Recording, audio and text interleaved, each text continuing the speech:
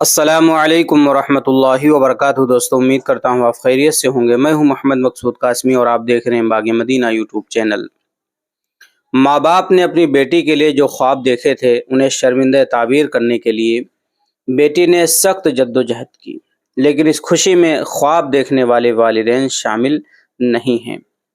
دیوبند کے محلہ گوجرواڑہ کی باشندہ اور سابق میونسپل رکن مرحوم چودھری مرسلین کی دختر گلفشا چودھری کا بحیثیت جج تقرر ہوا ہے۔ انہوں نے جج بن کر جہاں اپنی زندگی کا ایک نیا مقام حاصل کیا ہے، وہیں اپنے علاقے و والدین کا نام بھی روشن کیا ہے۔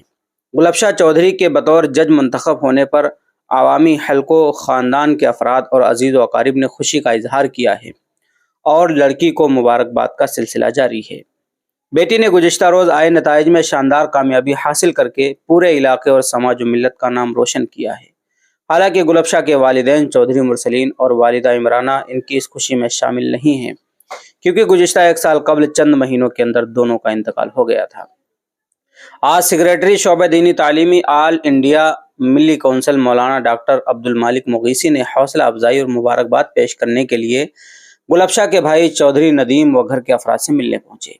انہوں نے اہل خانہ و بیٹی گلفشا کے لیے نیک خواہشات کا اظہار کرتے ہوئے مبارکباد پیش کی اور کہا کہ یہ ہم سبھی کے لیے باعث فخر چیز ہے کہ آپ کی بیٹی نے جس ہدف و مقصد کے لیے کوششیں کی اور محنت و لگن و جانفشانی کے ساتھ اپنی تعلیم پر توجہ مبذول رکھی اور مقصد کو اپنی آنکھوں سے اوجھل نہیں ہونے دیا، یہ اسی کا ثمرہ ہے کہ ان کو جج کا ایک اعلیٰ عہدہ نصیب ہوا۔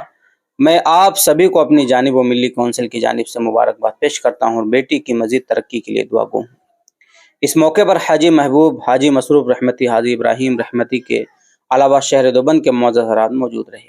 یوپی رابطہ کمیٹی کے سیکریٹری ڈاکٹر عبید اقبال عاصم نے گلفشا کے انتخاب پر خوشی کا اظہار کرتے ہوئے کہا کہ ہمارے قصبہ دیوبند کے نام گرامی چودھری خاندان سے تعلق رکھنے والے گلفشا چودھری کے جج منتخب ہونے پر بہت زیادہ خوشی ہوئی۔ ان کے والد مرحوم مرسلین چودھری قصبے کے با اثر افراد میں شمار ہوتے تھے، اب وہ اس دنیا میں نہیں ہیں۔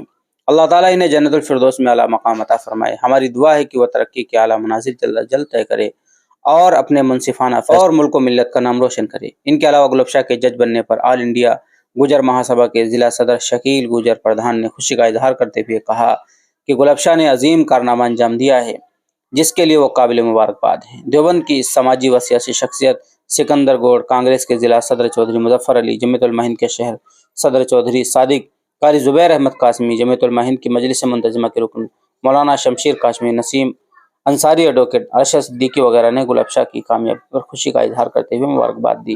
تو دوستو، یہ تھی کہانی مختصر سی گلفشا کی جو اب جج بن گئی ہے۔ واقعی بہت ہی بڑا کارنامہ انجام دیا ہے۔ اب آپ حضرات کا گلفشا کے متعلق کیا کہنا، نیچے کمنٹ کیجئے۔ پہلی بار آئے ہیں چینل پر تو سبسکرائب بھی کر لیجئے۔ چلیے دوستو، پھر ملتے ہیں انشاءاللہ جلدی کسی نئے ویڈیو میں کسی نئے ٹاپک کے ساتھ۔ السلام علیکم ورحمۃ اللہ وبرکاتہ۔